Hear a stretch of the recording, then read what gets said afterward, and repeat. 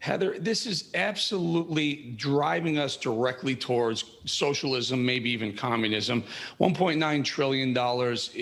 We have a $28 trillion deficit as it is, and it's expanding faster than it ever has. President Obama doubled the deficit from 10 trillion to 20 trillion. Trump took over and added 8 trillion onto it.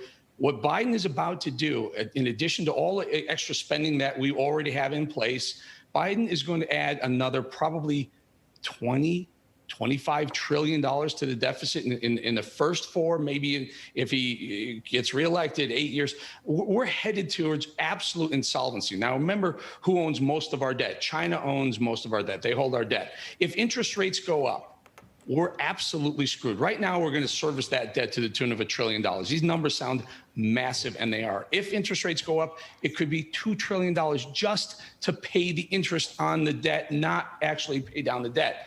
When you add trillions of dollars into the economy, you drive prices up. If you haven't noticed, Andrew and Heather, prices at the pump are already skyrocketing. They're already up 50 cents a gallon. Guess what? That'll continue. It'll continue to speed up as people get more money into their hands and they spend it. Meat prices are soaring. Food prices are soaring.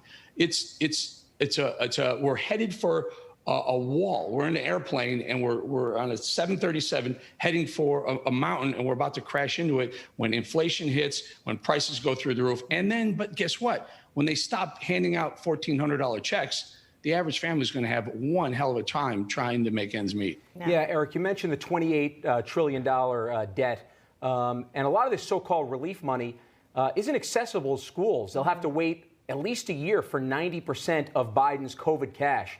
That's according to estimates from the nonpartisan Congressional Budget Office. This isn't really a relief bill, is it?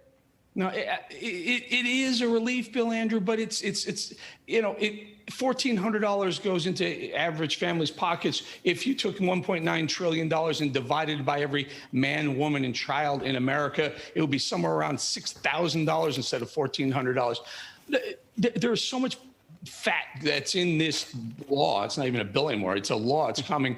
It's indescribable how so many of the things that the Democrats filled into that aren't actually going to make it to the schools and to the average family. I have another issue that you guys may or may not be bringing up later in the show. We have a crisis at the border right now, and it plays into this way. We have a crisis by one account, by an official government account. We're 727% over capacity right now at some of the border crossings. 727% over capacity. That means all these people are coming in. They're filling our stations that are holding people. They're about to make their way into our communities. And guess what? They're not being tested. We don't know what they're carrying coming across the border. We're actually opening ourselves up at our southern border to yet another round, another spike in COVID. And then what? We're going to add 4, 5, 8, 10 more trillion dollars to try and pay for that. Yeah. I don't know who's calling the shots in the Biden administration right now in D.C., but whoever's doing it, they got to move them out and get some sensible, common sense people in there. Yeah, and only 1%, I think, of this massive 1.9, well, let's just say $2 trillion goes to vaccine distribution specifically. You talked about, who is behind all of this. Looking at what happened with this particular bill, now law, is this just a sign of things to come? Are we going to be held hostage by this liberal House, Senate, and presidency moving forward? Great point, Heather, because you know what they're talking about. Literally, Biden signed this into law middle of this week, and they're already starting to talk about a $4 trillion infrastructure bill that they'll turn into law. $4 trillion. Now, that basically is, you don't need $4 trillion to fill potholes. $4 trillion is probably maybe a quarter of that will go to, fixing bridges and fixing roadways. But a lot of that is going to go to the green agenda. It's going to be filled with the climate stuff. It's going to be AOC, packed with AOC's initiatives. That's another $4 trillion. I mean, you're talking $6 trillion in the first 50, 75 days of a presidency. I can't imagine what 4 years is going to look like. We are speeding towards a broke communist, at least socialist state like Venezuela or Cuba. Yeah, great points. You know, it's Saturday night, so we always like to have a little bit of fun on Saturday night. March Madness coming up here this week. You have a Final Four. Any predictions here coming up? Wow. Well, it's not due because they're already out because of COVID. I mean, Yeah, because of COVID. You know, they're not even going to win that tournament. They may come through. You know, I honestly, I've been focusing on football and baseball coming up and basketball, but I'm a huge March Madness fan, and I don't have one for you. I apologize. That's okay. You've got the South quarterback that you're Clemson. with there. I'm here in South Carolina. University of South Carolina, Clemson. Let's do that. Oh, okay. Yeah, my sister went to Smart USC, answer. so that's okay, as long as you're pulling for South Carolina. Yeah, absolutely. Hometown. Andrew, Heather, it's great to be here. Thanks for having me. I'd love to just jump in on this vaccine thing because it's totally That's ridiculous. called deflecting, what's happening I right think. now. Diplomatic, my friend. Diplomatic. All right, so jump in on this. Jump in on the vaccines. Jump in on the security implications of really erasing President Trump's legacy. Yeah.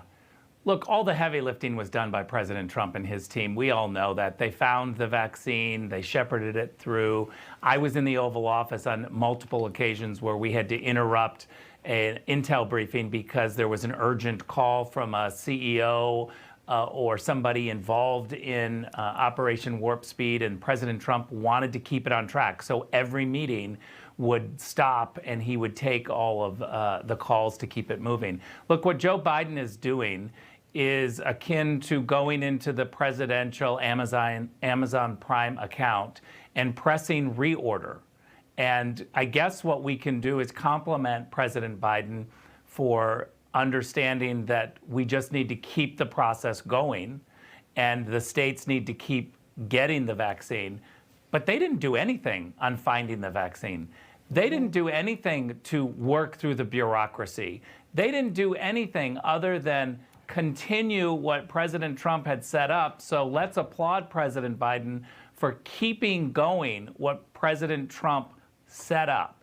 So reordering, you know, great accomplishment. Right. Keep it going, President Biden. Yeah, exactly. So in your home state of California, Democratic policies as a whole are really seeing a referendum in California.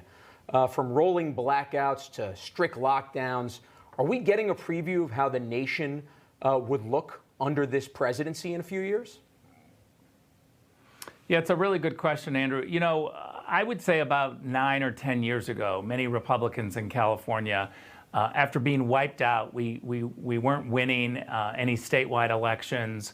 Identity politics was rampant in the state. About 9 or 10 years ago, Republicans got together and they said, you know what, let's let the Democrats implement some of these crazy ideas. Let's let them run us off the cliff. Let's stop stopping them. And what we're seeing now, I think in a post-COVID world, you really saw that process speed up. Churches shut down, businesses shut down, Zoom school became the only way here in California. And now we have a governor who just literally mismanages not only the COVID response, but we have rolling blackouts. We're telling people to not water their lawns because we don't have enough water, yet we live on an ocean in California. I mean, I could just go on and on about these far left policies. Here's one example. The rest of the country is participating in this explosion of liquid natural gas.